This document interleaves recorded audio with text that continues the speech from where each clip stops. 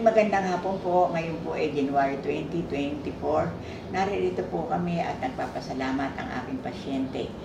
Kuya Tayo, taga saan ka? Taga Batat po. Ano sakit mo? Nagpunta ka dito? Prostate ngayon.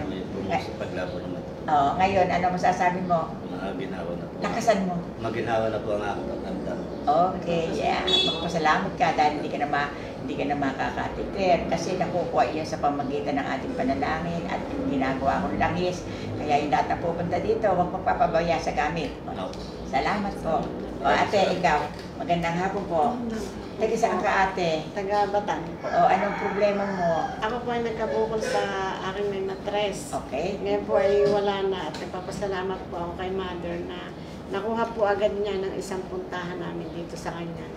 Banal na gamutan. Okay. Maraming salamat po. Maraming pong salamat. Ang tangi ko lang po masasabi ay yung ating dasal, yung hiwaga ng ating buhay, na tayo po ay lumugad sa tunay na ating paroroonan kasi po hirap na buhay po. Salamat po. Salamat po.